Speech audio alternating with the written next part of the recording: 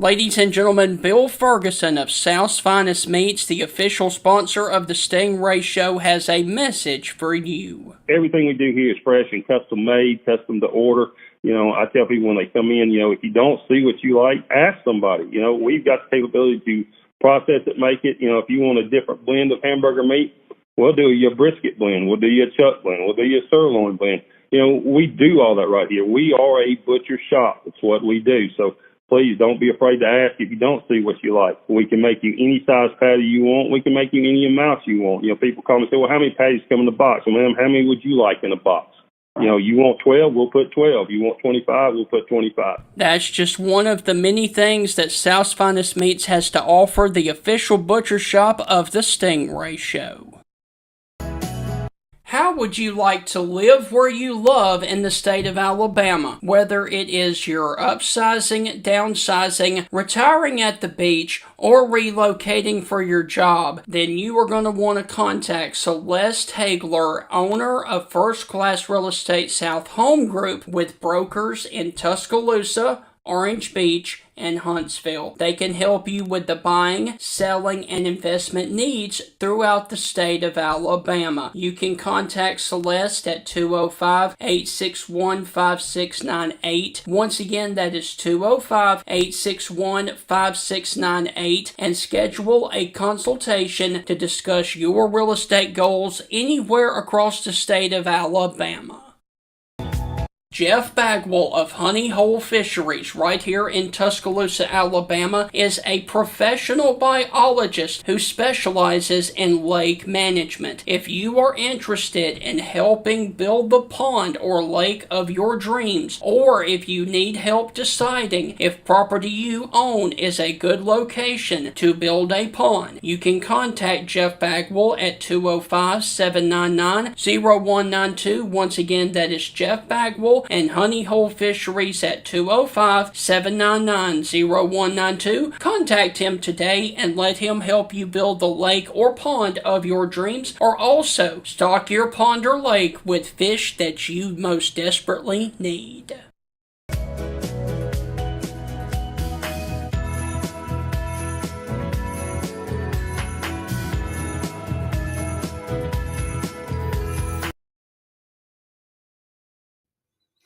Getting you guys into the Christmas spirit. Hope all is well with everyone this morning as we are upon the week of Christmas. And Heath, unfortunately, you are under the weather. Bah humbug. Yeah, not feeling too good. A lot of drainage, so you may not hear me as much today. All right. We need a Tim Brando for today's show. He could talk for all of us. Heath, we usually do the pre-show about National Day of Today, National History of Today, the national birthdays of today, but I'm going to throw everybody a curveball. I want you and I to go over the first round matchups of the college football playoffs and talk about them. And let's begin with the elephant in the room. And no, I'm not talking about Alabama just yet. We are going to start in College Station, Texas, man. We all fell for it, even me included. And I'm kind of mad at myself because here's the deal. I got to thinking about this in depth yesterday.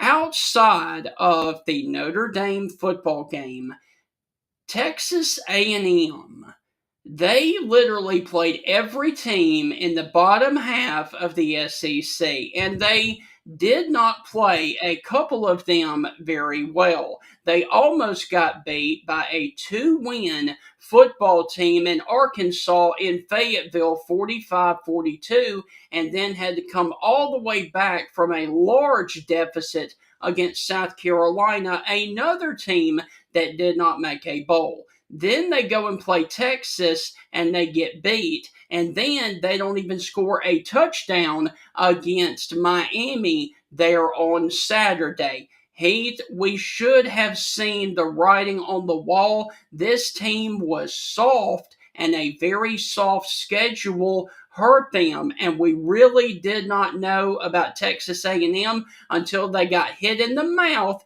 against Texas and Miami, and what a major difference that team looked like. I don't know, Steven. I still think A&M is a good team, and But they're not great. no, And no, in the playoffs, you've got to be great or elite to move on. that's fair to say. That's fair to say. I was going to say majority of the teams in the playoffs aren't great or elite. I mean, even with Lane Kiffin, would you say Ole Miss is great or elite? I wouldn't. I would say they're really dang good, but I wouldn't give them any chance of winning the national title. But I will say this: Texas A&M really preyed on a very soft schedule throughout the season, and we really didn't have a measuring stick on them until the last two games of the season. But they were better than Notre Dame. Yeah.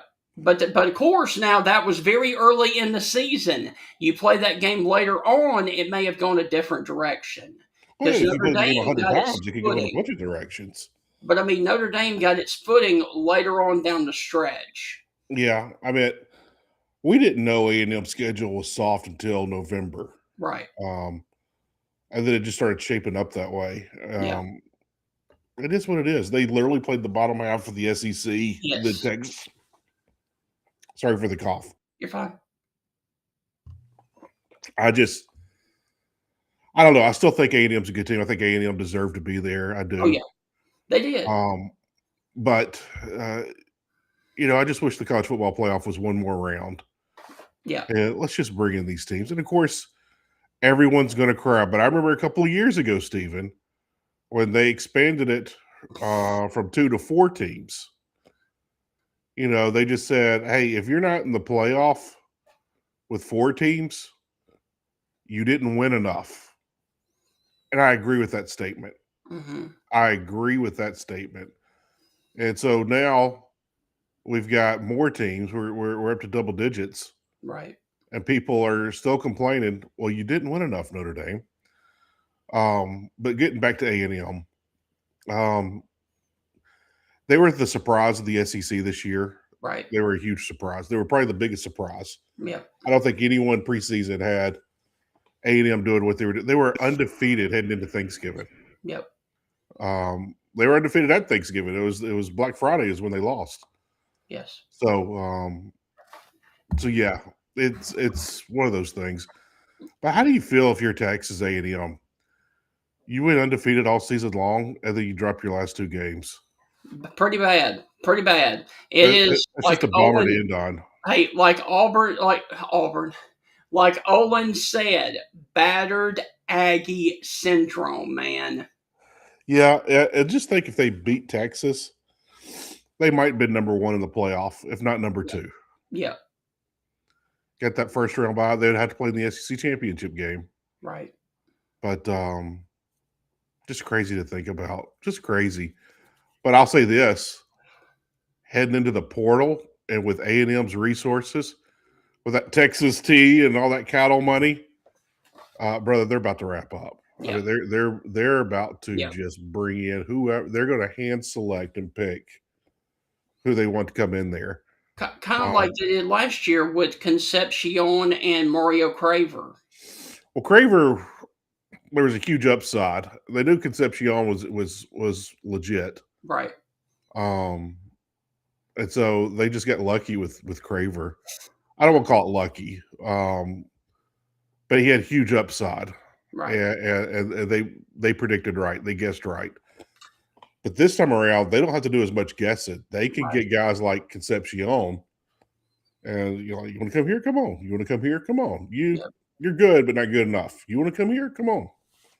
So it's going to be interesting to see how A&M goes from here on out. All right. Going in to the next round of the playoffs, Heath, who should be the most concerned going into that second round, in your opinion? Michael Borky, he's on Super Talk Mississippi. He's on a couple of shows there. He brought up something. Someone sent me a tweet, and I was looking at it. and he just said all these Ole Miss coaches that are going to LSU after the game got on the plane and went to Baton Rouge. And he goes, they're working for LSU and not Ole Miss, and you got Georgia coming in. I hate that this is happening. Look, I'm a state grad. I poke fun at Ole Miss. I make fun of Ole Miss. I do. But I do it in good spirit. Just when they do it back, it's in good spirit. It's all fun. It's part of the rivalry. But I really hate this for Ole Miss.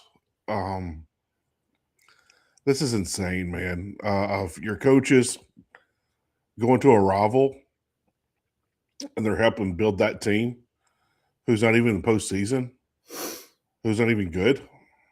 Right. And you got the biggest game in school history coming up. It's sad. It's real sad. I'm going to go a different direction. I'm actually going to go outside of the SEC on this one. Texas Tech versus Oregon. Did you see what Oregon did Saturday night? Yes, they put 51 on James Madison, but Heath, when was the last time we had a potential second round matchup where a defense gave up 509 yards to James Madison?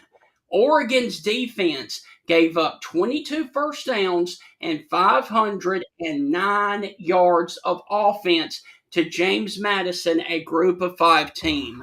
With Texas Tech looming, Oregon will not make it past the next round with those offensive numbers from James Madison. I said it on the show on Friday. This is not the same Oregon football team, and James Madison put up 34 points on Oregon. That is not a good look for Dan Lanning and the Ducks going into that matchup with the guns up of Texas Tech. I think that's fair to say. There'll be something I'll watch for, but you got to remember, Oregon was playing like freshmen and walk-ons in the third quarter. I mean, they were playing a lot of depth pieces out there and resting guys so they wouldn't get hurt. They were rested too deep there in the second half. They were resting a ton of guys. So I do agree with the numbers. Would that be a concern? Yes. Am I going to make it a huge concern? No, but it's still a concern. And that's where you're right on that.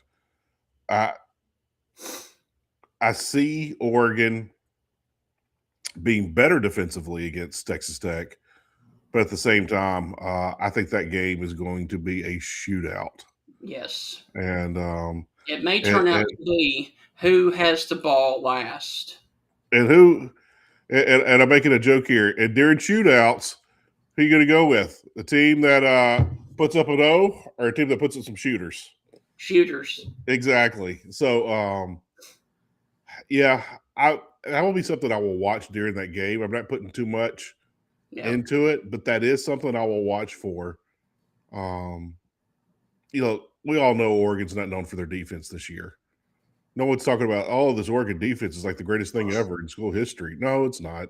We all know it.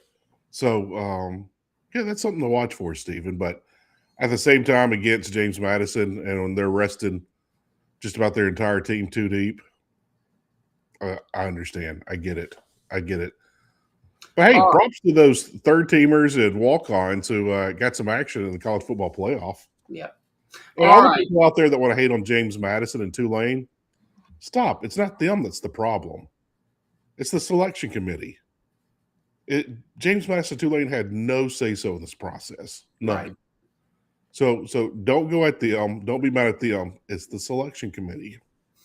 Okay. So, Heath, are you ready to start the real show and talk more in depth about the grind of the SEC and a couple more of the SEC matchups?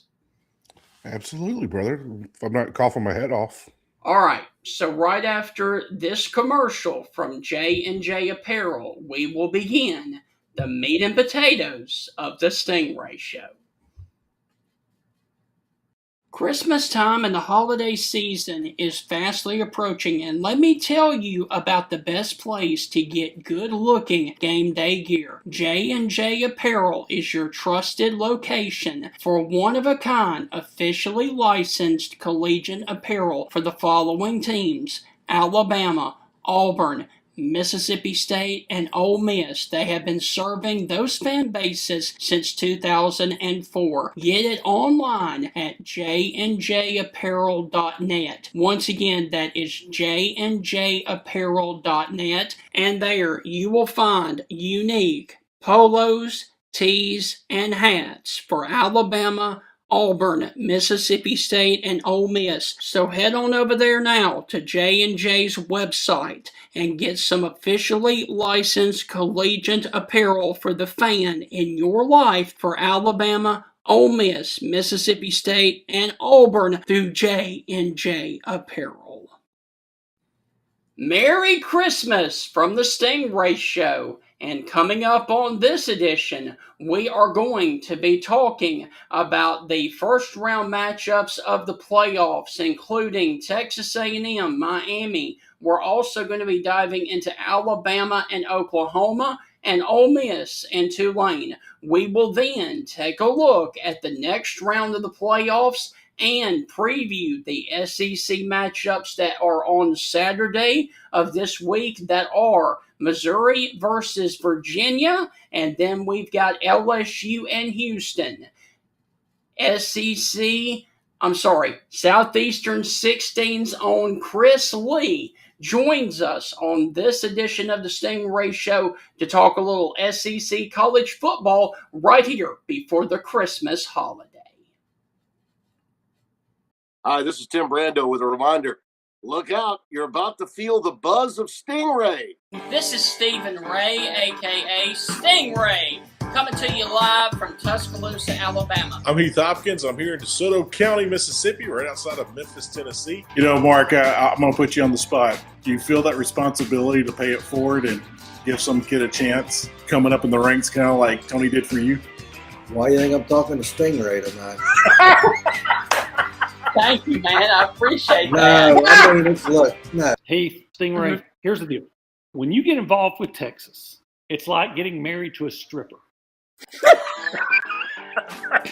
and let me explain this. It looks good. It's kind of sexy on the surface. Yeah. But then you get the baggage, you get the drama, you get all that eventually comes with it. And that's what you get with Texas, and that's what the Big 12 learned. And Heath, any thoughts on our show moving forward? Hey, with the Stingray Show, if you don't like it, you better learn to love it, because it's the best show going today, baby. Woo! And with that, I want to welcome you in another edition of the Stingray Show. And Heath, briefly, before we bring on our guest this evening, this morning, Chris Lee, we actually have a little bit of a pushback to what you said just before we went to our commercial and our open. Knifey Buckeye over on YouTube said this: it is not the selection committee, rather it is the conference commissioners. And I completely agree 100%, because they do not care about the overall brand of college football. They only care about their conferences and their conferences only, especially the Big Ten and the SEC, and especially with the SEC getting a total of 5 teams in the playoffs. It is not the committee's fault. It is the commissioners being really greedy and really arrogant. Small pushback on that, because if it was the commissioners that were making all these decisions, Tulane and James Madison wouldn't have gotten the shot if it was up to the commissioners. I put it back on the committee, man. The committee made these rules, these ground rules, and Knifey Buckeye, I appreciate it. Yes. And hey, one of my good friends when I lived in San Diego was Ohio State alum. He was also in the band. loves his Buckeyes dearly. He is now doctor. But anyway, with that being said, but he sent his daughter to Alabama, Steven. She's down there with you. But with all that, I really look forward to seeing the second round of games. Yes. And Knifey and Stingray. There is some truth to that. Not a lot, but there's some truth to that, what you both said. I'm telling you, man, the whole thing, you know what? I'm going to post this on the Stingray Show page on Facebook. That whole thing that Mike Leach said about, let's don't do it like the NFL does it. Let's don't do it like one of the big states like California or Texas does it. You know, they all do a playoff. Let's get us a committee.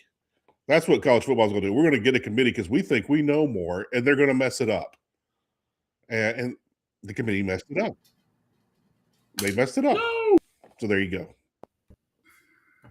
All right. So, Heath, I want to make sure that everybody can still see me. I had a little bit of a drop and lag in my internet, so I do apologize about that.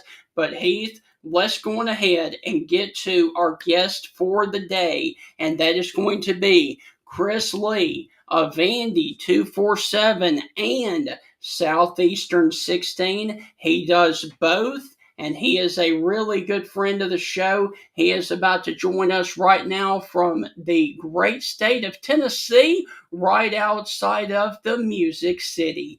Chris, how are things with you this morning as it is Christmas week is upon us? Things are great. Thank you for having me. I was wondering for a minute if I made the right show because we got a clean-shaven Heath and we got you with the intellectual look over here with the specs, which I kind of like, by the way. So, Thank you. But yeah, all kidding aside, great to be back with you. Hope you guys have a great Christmas and New Year ahead. I appreciate that, Chris. And when you mess up, I've never messed up trimming my beard. I messed up and like right here was like gone. I was like, well, do I go 2 weeks looking like an idiot or do I just shave it? I was like, let's just do it clean shaven until we take some Christmas pictures and then we'll grow it back. There you go. It'll work either way. So, Chris, go ahead and let's talk about Texas A&M, man. They were so good all season long, we thought. And then the last two games, they lay major eggs against Texas and against Miami. Let's start there. Your thoughts on A&M and a very disappointing end to the season for the Aggies. You know, let's go back a couple of months. They beat Missouri 38-17. And then there's that first half of that South Carolina game. And I'm going, what am I watching here? Yep. And although they clock Sanford the next week, but who cares? It feels like that team that we saw most of the year on the offensive side of the ball, we just didn't see again. Right. Other than the second half of that Carolina game. Very disappointing. That offense had been so consistent all year. Gosh, they've given up 16 points to Auburn. Other than that, they had been over 30 in every game until they got to Texas, and now 3 against Miami. Are you kidding me? I know, man. It's ridiculous. And could it have been that they put too much on Marcel Reed down the stretch? Could that have been the issue? Maybe. And let's give credit where it's due, too, okay? I mean, they played 2 absolutely fantastic front sevens. I mean, right. Texas is going to have Colin Simmons and a lot of those guys in the league. And Miami's got Ruben Bain and another first-round guy on the other side whose name escapes me. But, I mean, some of it, they're playing dudes. But A&M had maybe the best offensive line in the conference, or one of them. Right. They had Trey Zune, who's a terrific left tackle. And man, they never found their running game like I thought they would have coming into the year, at least not out of the tailback position. Reed did some great things for them. But in the end, Reed's inconsistent throwing was really kind of what hurt them. And, of course, the season ends with a pick in the end zone. Oh, gosh. That's hard to believe. Looking back at all of this, and you touched on it, and I'd like to go back and watch the game before, and I don't have my notes in front of me. But before that South Carolina game, I would like to see kind of Marcel Reed's play, because I was a big fan of Marcel Reed and thought he was doing good things, but you can't deny the second part of the season in the playoff, he just kind of slowly tapered off. It wasn't a huge drop off, Right. but his play just kind of slowly tapered off a little bit. He wasn't a bad quarterback, but it just seemed like, he had a little bit of the yips. Just seemed like there might have been a mental block there. I don't know what the case was. He could have been trying to play through an injury. We might learn that, I'm making something up, dislocated abdominal muscle. I mean, he could have had something major or minor, and the school never announced it, and he was dealing with that. That might have messed up his mechanics, whatever it might be. We know that happens all the time in football at all levels. But just the play of Marcel Reed, and hey, look, quarterbacks get too much attention, they get too much blame. But just Marcel Reed, what did you see from his quarterback play from like maybe the game before of South Carolina until this other game the other night? Did you catch on to anything? Well, I mean, the knock on him had always been the consistency with the accuracy. And that was kind of a big deal all year. Now, you can throw 3 incompletions in a row and then hit Casey Concepcion for 80 and kind of make up for that and then some, which is what they did a lot. I just think maybe later in the season when they played teams with more skilled defenders where you couldn't pop big plays, it just didn't work.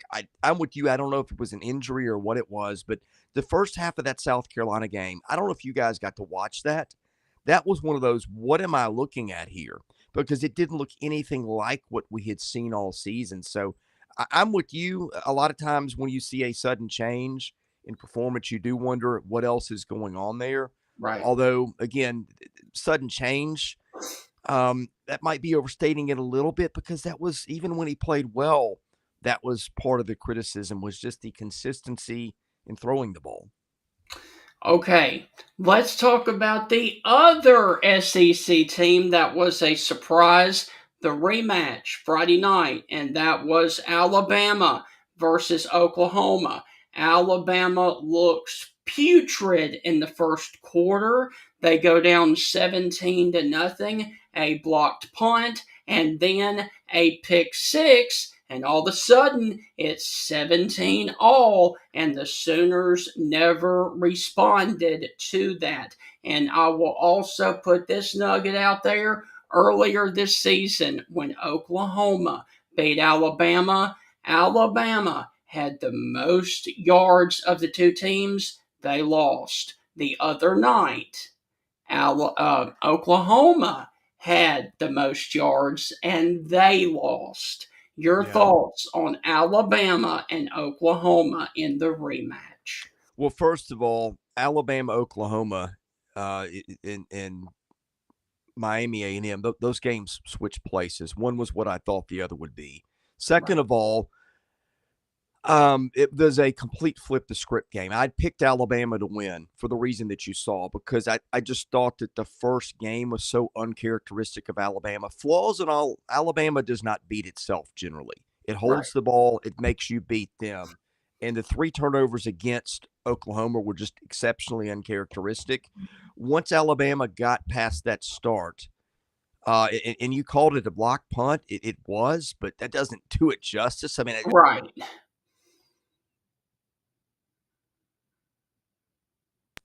A snap wild, and boy, was that the play that opened the floodgates. That and the pick six with 6 and change left in the first half, those were just complete game changers, and Oklahoma never really recovered.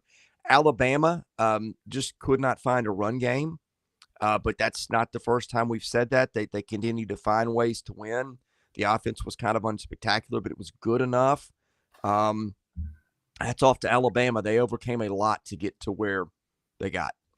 Okay, and Chris, let me also ask this. Outside of the SEC, how surprised were you by the performance of James Madison against Oregon, putting up 509 yards of offense and 22 first downs? Oh, and by the way, 34 points on Oregon. Yeah, I heard Heath comment on it earlier. I kind of agree with his take. I didn't watch a lot of it, but because you just had to check the scoreboard and it was a rout. Right. I think in that point, you just survive in advance. You keep your guys healthy. I don't know that I put a lot of stock into that because Oregon's defense this year was just really, really good. and pretty consistent. So to me, it was a kind of a product of the game script, maybe more than it was Oregon. But to be fair, again, I didn't sit and watch that part because, I mean, what at that point, why would you? Right. Hey, Chris, going back to Oklahoma and Bama, I remember sitting there watching that game, and when Oklahoma was driving late there in the second half before the pick six, I remember sitting there thinking, I'm like, Bama was down 17-0. They picked themselves off the mat. They're just trying to survive. I was like, if Oklahoma punches it in the end zone right here and they're able to start the second half hot, I mean, this could be the knockout punch. Yep. And then 2 plays later, the pick six happens, and I was like, that's changed. That has changed everything. Yeah. I'm a big believer. Lou Holtz taught me this. Momentum is what you make it. Sometimes Lou says I put all the emphasis on it. Sometimes I tell my team it's not a big deal. It's the same thing. Going down 17-0 and then going into the locker room down by 7. That's what you tell your team. If you're Alabama, like, look, we're just down by 7. Let's just keep going here. Or we're just down by 14. We were down by 17. Let's just keep going. And then that happens. And then, I was like, oh, here we go. Here we go. And that moment at the end, I just thought this could get really ugly. Bama could just blow these guys out of the water. What was your thought of Oklahoma starting so red stinking hot, just piping white hot? And then, had all the momentum, and then it just fluttered out just in a blink of an eye in the second quarter, and then we saw that pick six happen. What was your thought when that happened, the pick six? I think I thought about the Tennessee game where I don't remember the score, but right before half, Alabama got a pick six. Tennessee turned what could have been a touchdown for it into one the other way, and it just completely flipped the momentum. That was a different situation. I think Alabama was ahead, but that one kind of, once Alabama got that pick six, you're like, okay, Tennessee's going to have some issues overcoming that. For Alabama, it was the one that just completely flipped the game. But because it made it, like you said, Oklahoma, even if Oklahoma gets a field goal there, which would take Sandell on most nights is a very, very good possibility because he's really got range. That was probably a 10-point swing, and it was the kind of the match that lit everything to come. So, Chris, let's look ahead to the next round of the playoffs, and let's begin. Rose Bowl game between Indiana and Alabama. This looks to be a squeaky good game. Indiana nor Alabama beat themselves. How do you see that one? Like if you're Alabama, you got to feel great about how you came out of Norman. You avenged a loss. You got some confidence. But, man, guys, they still can't run the ball. No. I don't understand why. And I just think you're going up against a higher class of team. And unless Alabama can fix that, it's going to be tough. I feel like this is going to be a low-scoring game. Yeah. But Alabama's formula to winning games this year was possess the ball more than the other team. I think that's going to be hard to do unless they find something out of – and, like, they found it in very, very small bits, with Hill and some guys like that. And to be fair, as good as Indiana is, I don't know they're going to face a defensive front seven like Oklahoma's. Right. But, hey, it didn't matter. Oklahoma, other teams, they just couldn't run the ball the second half of the season. Fix that and you have a chance. Don't, and you probably don't. Okay, Chris, let's talk about another matchup again. It is Georgia. It is Ole Miss.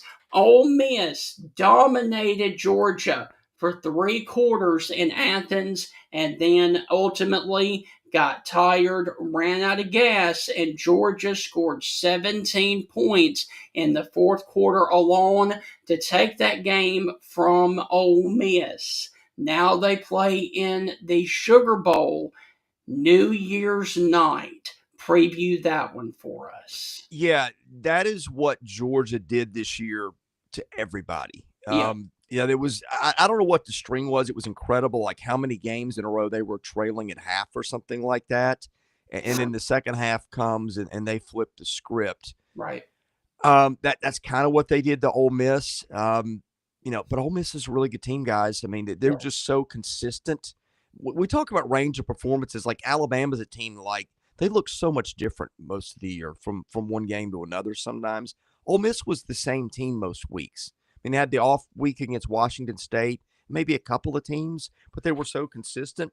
Now, I think the issue is going to be like Georgia at times really had it going offensively in second halves of games. You saw the Tennessee game where that looked like hitting guys deep downfield. You saw the Mississippi State game. That one stuck out because State was playing well, and Georgia just hit them in the mouth over and over with Nate Frazier. Georgia can beat you different ways. I think it's a pretty mature football team for a young team. I think the way we saw it the first time feels like the way it'll go again. I think Georgia had 510 yards. I think it was the most Ole Miss gave up all year. Right. I'm inclined to go with what you know, and particularly, guys, because, I mean, and this is not a knock on Pete Golding, but you're coaching your second football game. Yeah. You're coaching it in the playoffs, and you're coaching it against the last guy you want to be in that spot against, and it's Kirby Smart. Yeah. Chris, Michael Borky, he's on Super Talk Mississippi. He put out a tweet yesterday. I mentioned this earlier in the show. He's talking about a lot of the coaches after the game for Ole Miss got on the plane and went to Baton Rouge and started working. And he was just a little bit flabbergasted by it, and just he goes, we've got Georgia come, we got to go play Georgia again. And he was just a little upset about it. And he said, here they are working for a rival, and we got the biggest game in school history, and majority of our he didn't say majority, but pieces of our coaching staff are in Baton Rouge working for our rival instead of preparing for the biggest game in school history. Yeah. This is starting to it's always been a distraction, but now it's getting to the point where it's just ridiculous. And I'm a State alum, and I actually feel sorry for Ole Miss about this. The system completely sucks. I mean, I started to say, like, if you're Greg Sankey, do you not make a phone call and say, hey, let's lean on the side of Ole Miss here a bit, just because of the stakes. But then if you do that, the portal's about to open.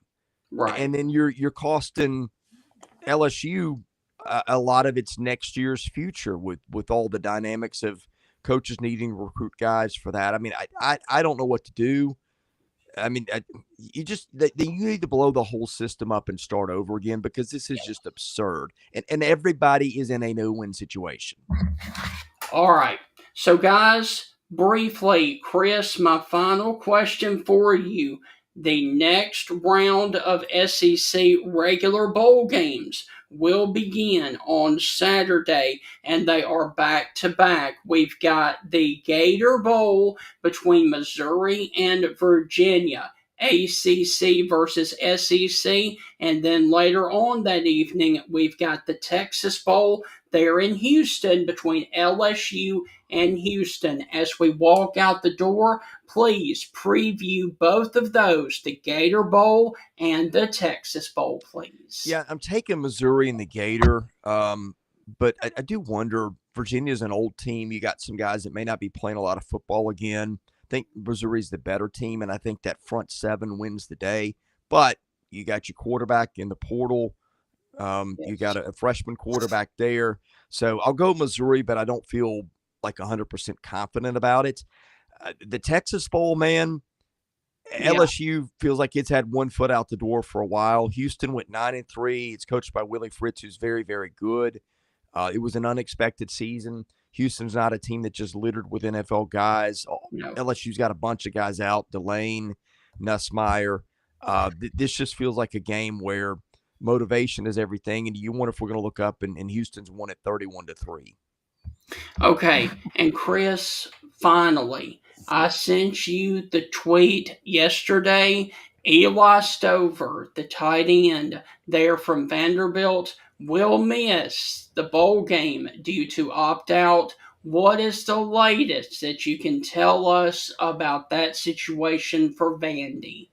Yeah, I'm doing this in the morning, and I haven't checked it yet. I saw the same thing you did. I guess it's not a shock in a way, because guys that are potential first-rounders usually do that. It is a shock in some ways, because he and Diego Pavia are roommates. Right. And I thought, for Vanderbilt, it's a big game. So, I mean, that's going to leave a mark. He's their best downfield target. They do have a good backup in Cole Spence. Maybe they'll test some of their younger depth because they use 2 tight end sets a lot. But, I mean, certainly no Eli Stowers is going to leave a mark on Vanderbilt. Gotcha. Chris, I was going to ask you, as far as the playoffs here, second round, what do you think the blowouts are going to be? What do you think the best matchups are going to be? Gosh, I think they're all potentially really good matchups. I do worry about Alabama if 1 or 2 things go wrong and they can't run the ball. Right. Could they get run by Indiana? Possibly. Yeah. I think Miami's a 9.5-point dog, and they've got to play better offense. But man, that defense is real, guys. I mean, Yeah, Texas Tech found out.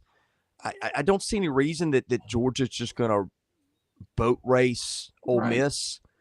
And who am I leaving out? I'm blanking on Texas Tech, Oregon. Oh, that one to me will be a dandy. I don't have a great gut feel on it. You're going guns up. I could buy that, but we'll find out. Texas Tech and Oregon, man. Doesn't get any better than that. Yeah, I'm really looking forward to that game, the Ducks and the Red Raiders. Yeah. What matchup are you both looking forward to watching the most? That might be the one, honestly, because I can make a case for either team there. Yeah. I want to see how far Ole Miss can go. I really do. Yeah. I just don't like what they've run up against in this one. I think that's my issue with it. I think the worst thing that could possibly happen for Ole Miss is if they get jumped on early and it's 14, kind of like what Ole Miss did to Tulane. It's 14-0, 5-6 minutes into the game. I think Ole Miss, you could see them possibly fold. I just think that Ole Miss needs to either strike first or counter strike, depending if they get the ball first or not. And I think it could play out just like the first game. And now you just don't run out of gas in the fourth quarter like they did the first time against Georgia. Yeah. Ole Miss was looking great in that game, and then they just ran out of gas late. But it is what it is. One game that you think will be an absolute blowout in the playoff. I mean, I don't have a feel. I think you could look up, and all these have been really good games. I mean, I'm looking forward to seeing all of them. I do think the one that I'm worried about is Alabama, but because I just feel like Alabama's margins sometimes, it's turnovers, it's hold the ball. You don't look up and Alabama's put 500 yards on somebody. Right. I think with no running game, after the way you saw Indiana slow down Ohio State in Indianapolis, I do worry a little bit about Alabama. And look, Miami, like if you can't find more passing out of Carson Beck, same thing could happen to Miami in that one too. But I think they've all, it feels like to me going in, they're all pretty good games. And it's not like JMU and Oregon that you're like, I'm barely going to bother to turn the TV on because I know what's coming. It's better this round. Chris, I know that you have to get to recording stuff for your channel, so go and enjoy covering all of the stuff this week. Be safe in your travels there around the Nashville area. Merry Christmas to you and yours, and we would love to catch up with you a week from today to preview the game between Vanderbilt and Iowa down there in Tampa. Yeah, I'll be happy to help you guys. Have a Merry Christmas to you and your families, and thank you guys for having me on. Hey, Chris, I got you a Christmas gift. Oh, okay. Are you ready? Sure. It's 54 days till college baseball. I like it. The best thing I'll hear all day. Yes, sir. I know. Thank you, man. Merry Christmas, and thank you for taking time to join us this morning. Thank you. Same to you. Merry Christmas. Merry Christmas. All right, so Heath, that was our interview there with Chris Lee. Hopefully you guys have thoroughly enjoyed it. Heath, you want to do a post show? Yeah, let's do one, brother. Let's wrap it up. All right. It's Christmas time, man. We can't stuff everybody. I know I'm under the weather, but I will deliver. Yes. All right, like here we go. I'm going to deliver. All right. The chill is in the air, and what goes well with cold weather?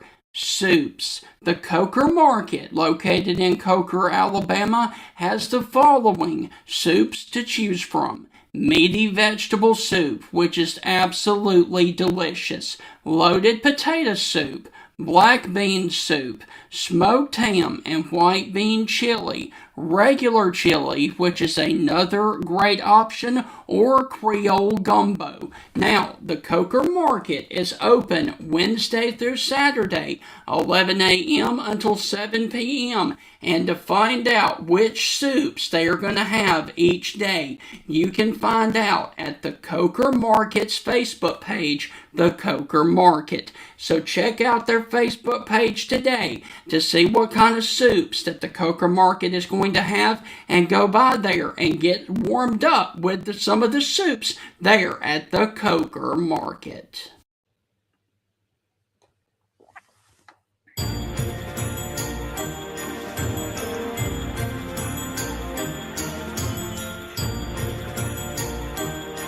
Stingray and his shenanigans. Getting you guys in the Christmas spirit.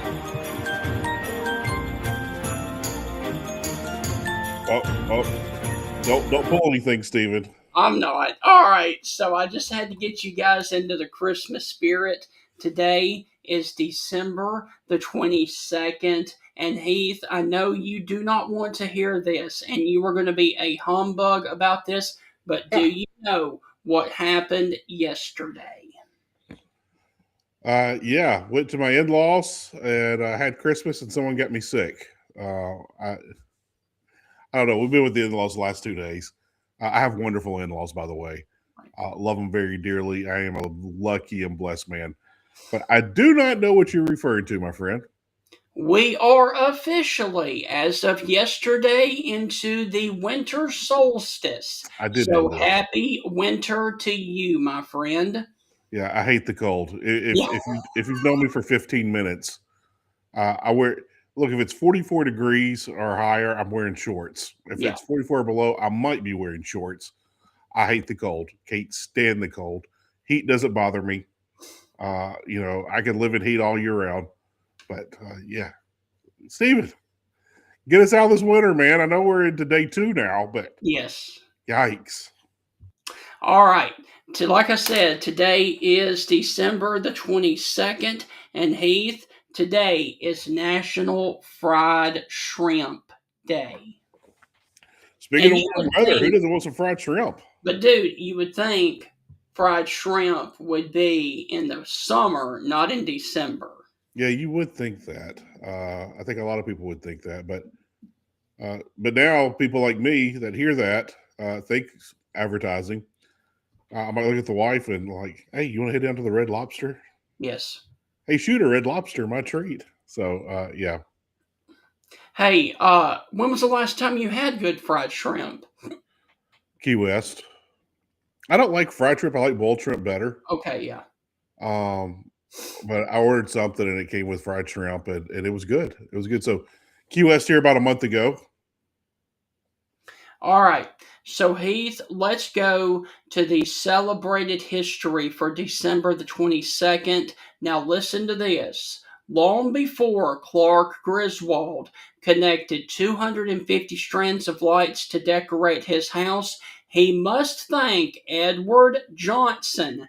Thomas Edison hired Johnson on this day back in 1871, and by the time he founded the Edison Electric Light Company, Johnson was named vice president. One of Johnson's favorite holidays was Christmas, and in 1882, he put his electrical ingenuity to work. He hand-wired and strung of 80 red, white, and blue bulbs the size of walnuts to his Christmas tree.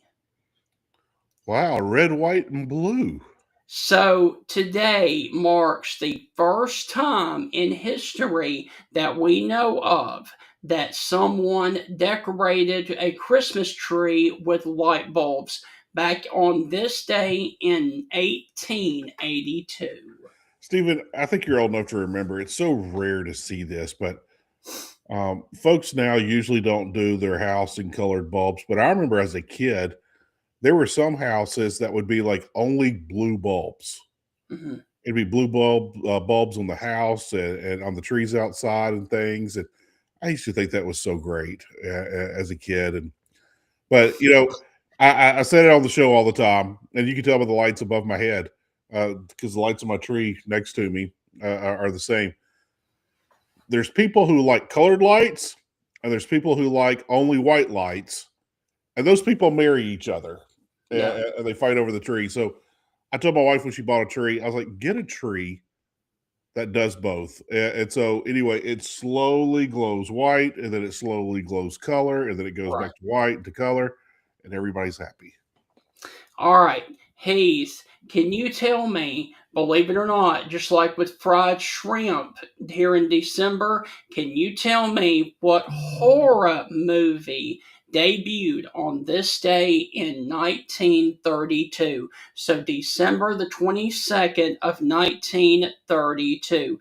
And it starred Boris Karloff. Two very big movies happened back then: Frankenstein and Dracula. It was The Mummy. Oh wow! See, I wouldn't have got it.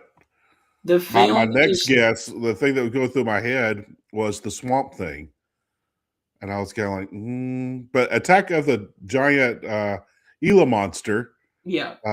had not been put out yet. That was coming later. And don't forget the Killer Tomatoes that came out in the 40s. Yeah.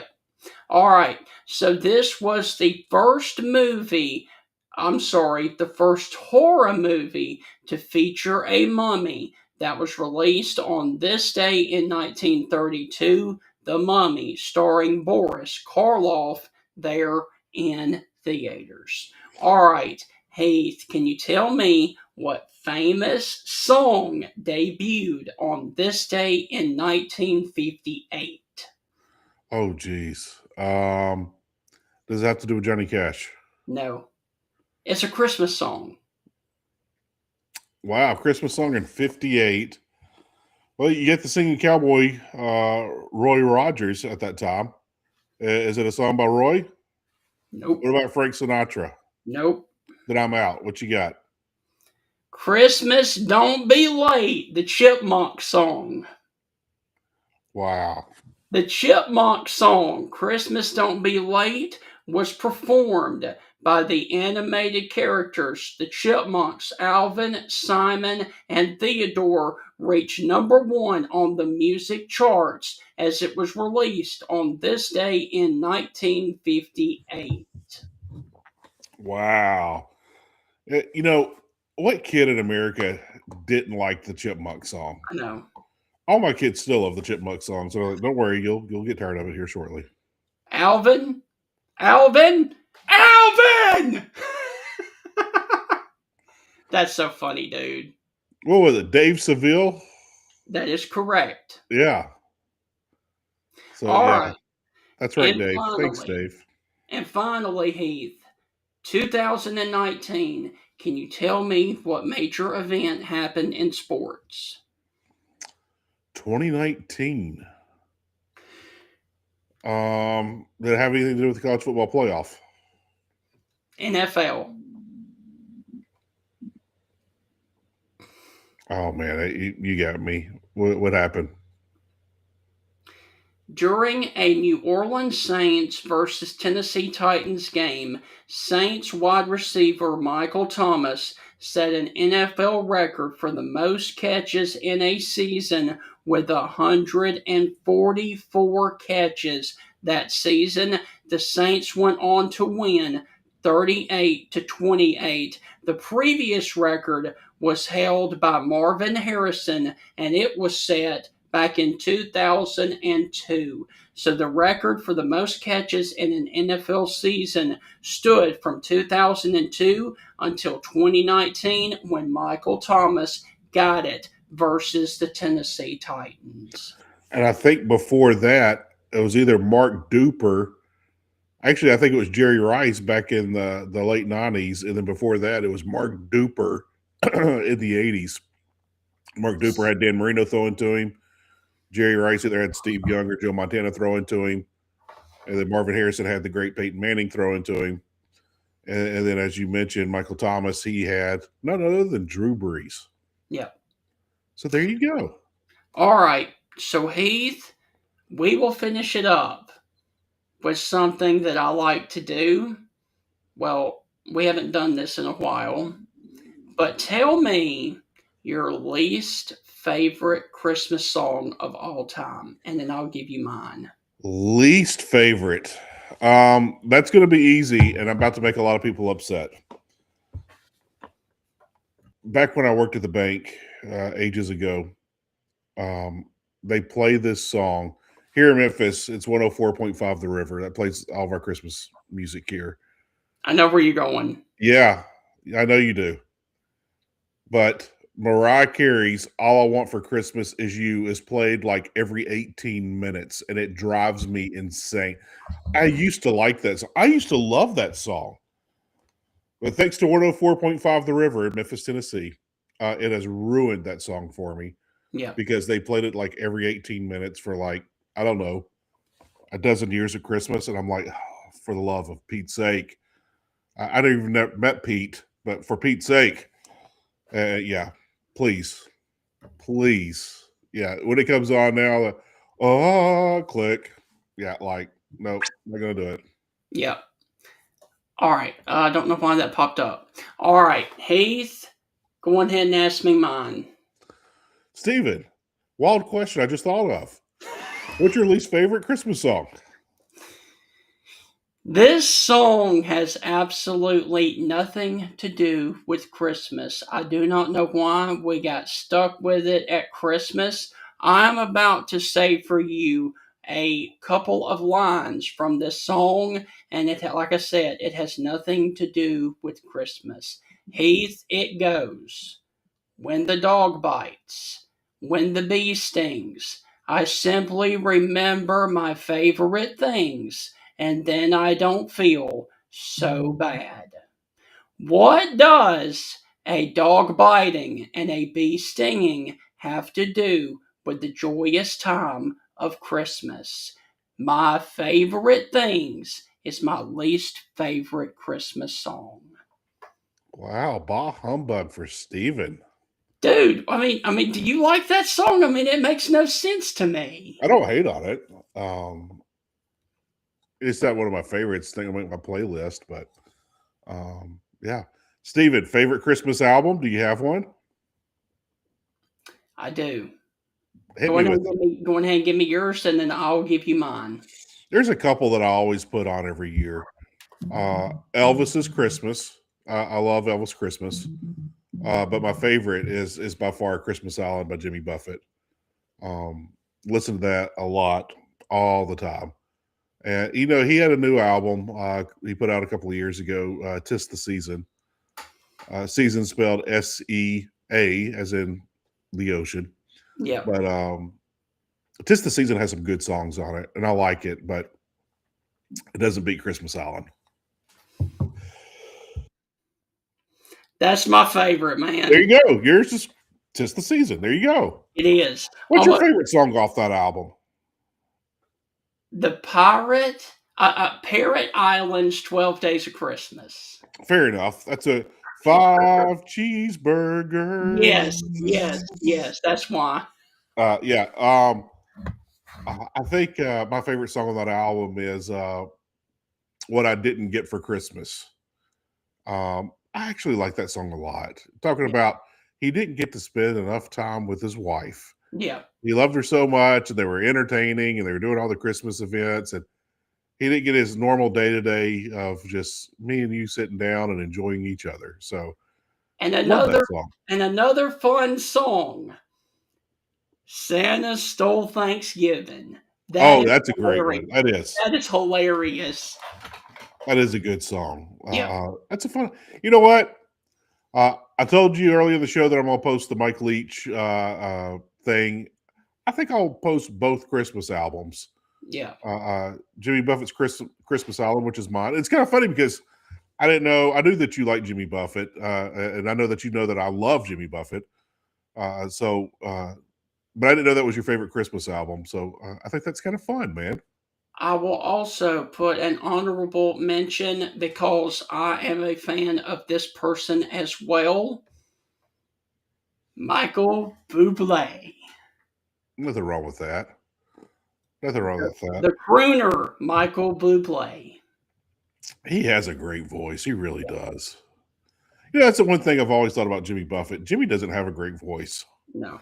And how in the world did But he? he's fun. Yeah. I hate coughing, Steven. I know. You ought to have a mute button. Yeah, but Jimmy never had a great voice. And you know, Jimmy will tell you he only had 2.5 hits in his career. Come Monday was his first hit. Yeah. And he said he was shopping for socks over in England. I think he said he was in London. When he heard the song come on, he goes, I've got to go home. I've got to go home and buy furniture. Because he said he was broke as a joke. Right. And then Margaritaville, his second song. And then his half song, it's 5 o'clock somewhere, they did with Alan Jackson. Right. But yet, everybody knows like a dozen songs of his. If you're a nerd like me, it's like 200.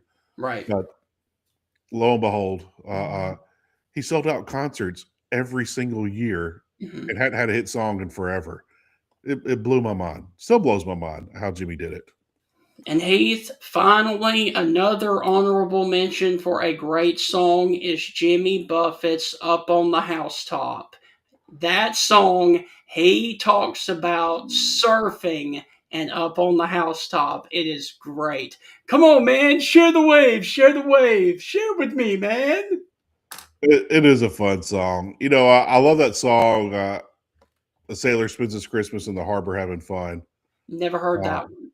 It's on Christmas album, Okay. Christmas Island. Yeah, Jimmy, man, I knew I was gonna be listening to those albums here before Christmas. Right. I got a feeling I might just do it today. Yeah. Just going to get it out of the way.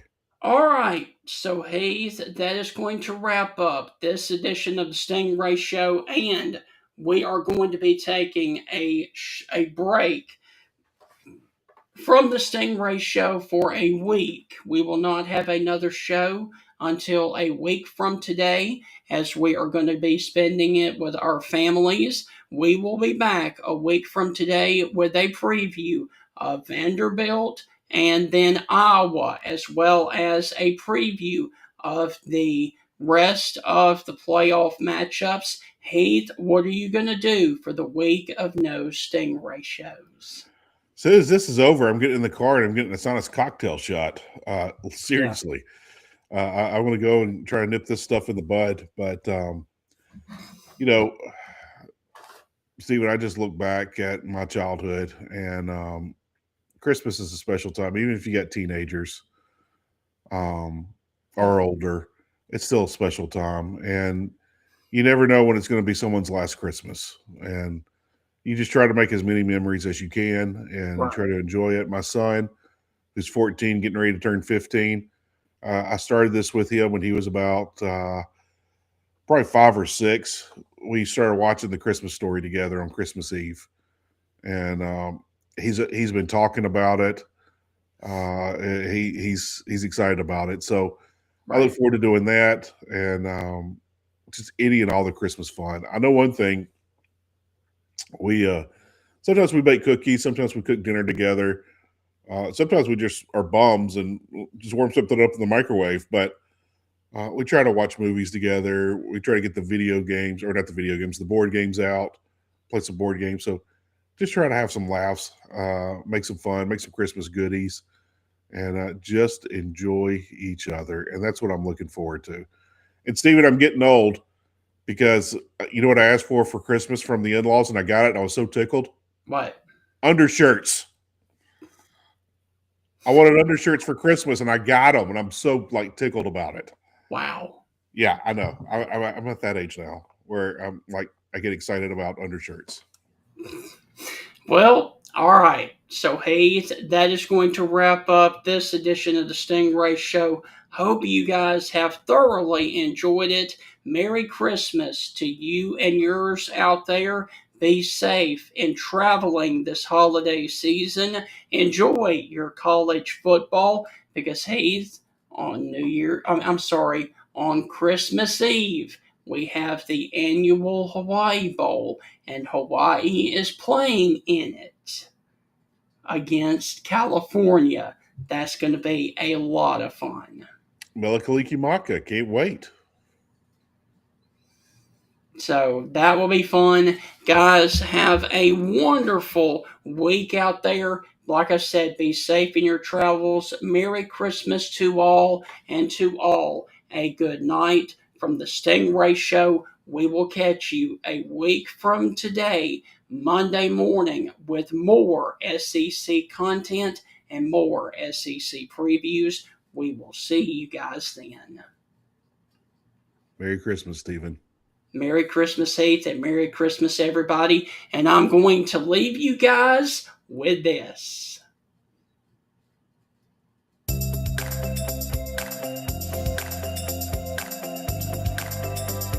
Merry Christmas.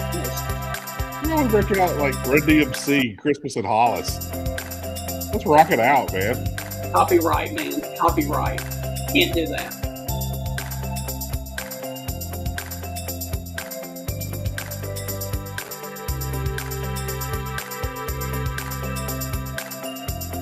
We all enjoy the changing of the seasons. Fall is a special time to be thankful for our families and many blessings. It is also a great time, though, to review your insurance coverages. Alpha Insurance and hometown agent Jeff Nee can help you personalize your insurance needs. The more you protect, the more you save. With helpful customer service teams right here to serve you in Alabama and over in Mississippi, you can count on Alpha to provide the insurance plan that provides the protection that you need. For all your auto, home, life, and business insurance needs, call Alpha agent Jeff Nee or drop by his office at 202 McFarland Boulevard East, Suite 101 in Tuscaloosa, Alabama. And remember, with Jeff Nee, the more you protect, the more you save.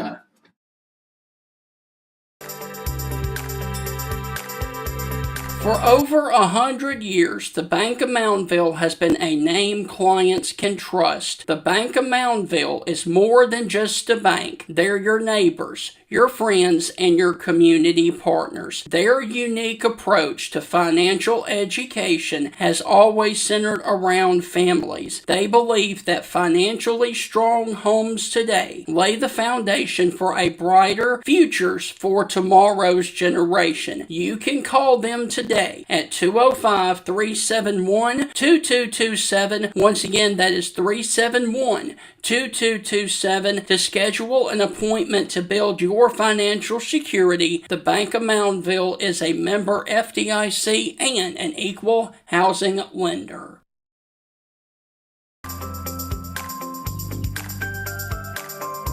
Christmas time and the holiday season is fastly approaching, and let me tell you about the best place to get good-looking game day gear. J&J Apparel is your trusted location for one-of-a-kind, officially licensed collegiate apparel for the following teams: Alabama, Auburn, Mississippi State, and Ole Miss. They have been serving those fan bases since 2004. Get it online at jnjapparel.net. Once again, that is jnjapparel.net, and there you will find unique polos, tees, and hats for Alabama, Auburn, Mississippi State, and Ole Miss. So head on over there now to J&J's website and get some officially licensed collegiate apparel for the fan in your life for Alabama, Ole Miss, Mississippi State, and Auburn through J&J Apparel.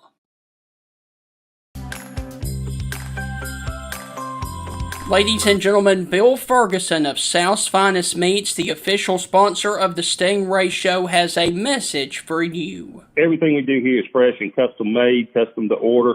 I tell people when they come in, if you don't see what you like, ask somebody. We've got the capability to process it, make it. If you want a different blend of hamburger meat, we'll do you a brisket blend. We'll do you a chuck blend. We'll do you a sirloin blend. We do all that right here. We are a butcher shop. That's what we do. So please don't be afraid to ask if you don't see what you like. We can make you any size patty you want. We can make you any amount you want. People call me and say, well, how many patties come in the box? Well, ma'am, how many would you like in a box? You want 12, we'll put 12. You want 25, we'll put 25. That's just one of the many things that South's Finest Meats has to offer, the official butcher shop of the Stingray Show. And finally, before I get out of here, I do want to mention it is Monday. Tonight's Monday Night Football matchup on ESPN and on ABC is the 49ers versus the Colts. San Francisco is currently a 5.5-point favorite, and the kickoff time for Monday Night Football is tonight at 7:15. And if you are craving more college football, we do have one bowl game this afternoon. It kicks off at 1 o'clock on ESPN. It is the famous Idaho Potato Bowl, and it is there between Washington State and Utah State. So Monday Night Football is tonight, and the famous Idaho Potato Bowl is this afternoon at 1 o'clock. See you guys a week from today, and Merry Christmas.